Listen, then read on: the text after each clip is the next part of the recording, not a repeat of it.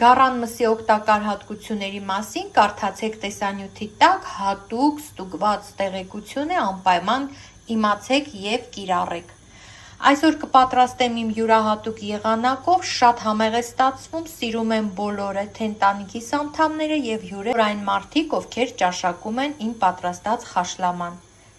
Սիրելիներ, ես խաշլաման պատրաստում եմ առանց կարտոֆիլի, զուտ միայն միսն եմ պատրաստում, բայց յուրահատուկ ձևով կարտոֆիլ եթե ցանկանաք, մենք էլ ենք սիրում կարտոֆիլ, ցույց կտամ, թե ինչպես եմ կարտոֆիլն էլ պատրաստում, որ խաշլամայի հետ համահունչ լինի։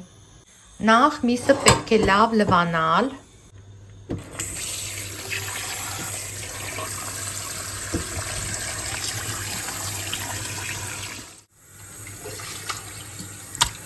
Այսպես միսը լավ լվանալուց հետո կրկին տեղափոխում ենք կաթսայի մեջ։ Մսի վրա, սիրելի բարեկամներ, ավելացնում ենք գարեջուր, ահա այսպես։ Այնքան, որ գրեթե ծածկի միսը, քանի որ սա մատղաշ գառան միս է, սիրելի բարեկամներ, հեղուկ պետք է քիչ անել, հիմա թող փրփուրը նստի հասկանամ, էլի ավելացնելու եմ, թե չէ։ Քանի որ մենք սիրում ենք հայերով խաշլամայի ջուր, սիրելիներ, մի քիչ էլ կավելացնեմ գարեջուր ու տեսեք ջուր չեմ ավելացնում ընդհանրապես ու դնում եմ եփվելու, ահա այսպես, միսը գրեթե ծածկեց։ Տեղափոխում ենք գազի վրա, ծածկում կափարիչով, սպասում մինչև եփվի։ Ստուգենք, սիրելի բարեկամներ, տեսեք, արդեն փրփուր է պատել մսի երեսին, ահա այսպես հեռացնում ենք քափը։ Ահա, միսն ակտիվ եռում է, կեփեմ մարմանդ կրակով մոտ 10-15 րոպե, այնուհետև ցույց կտամ, թե ինչ եմ անում։ Մինչ միսը եփվում է, ես այստեղ մանրացնում եմ պղպեղն ու լոլիկը։ Բանջարեղեններից միայն այս երկու պղպեղն ու լոլիկն են մեզ հարկավոր, սիրելիներ։ Ոչ կարտոֆիլ, ոչ սմբուկ, ոչ սոխ, ոչ կանաչի, ոչինչ պետք չէ։ Լոլիկ և պղպեղ, որոնք հիմա կկտրատեմ ինչպես պատահի, որովհետև լցնելու եմ անմիջապես խաշլամայի վրա, եփվելու է ձուլվի հեղուկին։ Հիմա անեմ ու տեսեք։ Ազատեցի սերմերից, իդեպ բարեկամներ, լոլիկը չպետք է չափազանցնել, չարաշահել, որովհետև կարող է արգանակը, խաշլամի ջուրը, ինչպես ասում են, ճակերտավոր, թթվաշ ստացվի շատ, մեզ պետք է չափավորություն։ Պղպեղի դեպքում կարող եք մի քիչ շատ ավելացնել, եթե սիրում եք։ Պղպեղը ուղղակի անփոխարինելի է, ինչպես նաև լոլիկը այս բաղադրատոմսում։ Ահա, պատրաստ է, լոլիկը վերցրեք հյութեղ փափուկ լոլիկներ, որպեսզի հյութը ավելի առատ արձակվի։ Հիմա միսը ակտիվ եփվում է, ավելացնում եմ աղ։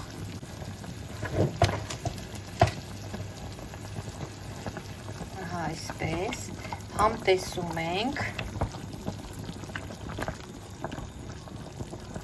Եկեք արգանակից մի փոքր փորձենք, տեսնենք անալի է թե աղի, թե նորմալ։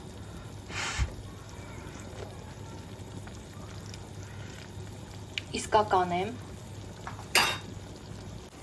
Այ հենց այս փուլում էլ ավելացնում եմ պղպեղը, սիրելի բարեկամներ, լոլիկը, կրակ անում եմ չափազանց դանդաղ, եկեք ավելացնեմ։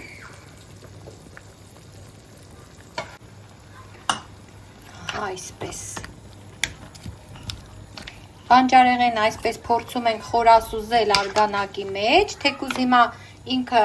գոլորշուց, ջերմությունից կսկսի փափկել և խառնվել արգանակին։ Ծածկում ենք կափարիչով, ինչպես ասացի, կրակը դարձնում ենք միջինից էլ թույլ և եփում մոտավորապես 1.5-2 ժամ։ Այնքան, մինչև միսը փորձարկելուց հետո հասկանանք, որ հեշտ է պոկվում ոսկորից։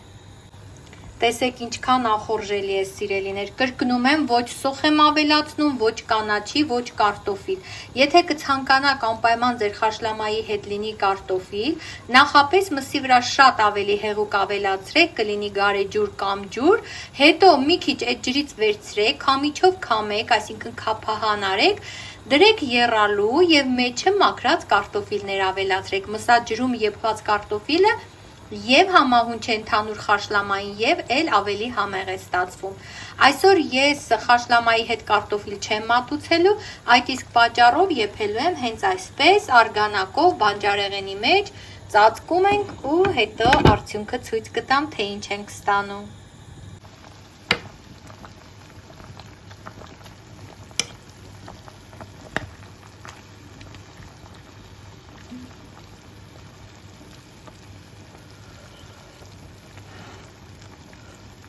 Անպայման կփորձեք այս տարբերակով, սիրելիներ, սա անզուգական համեղություն է։ Տեսեք ինչպես է լոլիկը լրիվ փափկել, գրեթե հալվում է։ Այս ժամանակ առ ժամանակ ձեզ ցույց եմ տալիս, որ ձեզ մոտ է այսպիսի տեսք լինի, հասկանաք, որ հենց այսպիսինն էլ պիտի լինի։ Չմտածեք, ձերը ուրիշ է, միլայինը ուրիշ։ Եկեք մի հատ էլ համտեսենք արգանակից։ Շատ համեղ է։ Իդեպ մենք գառան խաշլաման մատուցում ենք սխտոր մածունով։ Մի զարմացեք, իմ տեսանյութերից մեկում էլ եմ այդպիսի բան ասում, շատ հետևորդներ զարմացել էին, ինչպես թե սխտոր մածունով։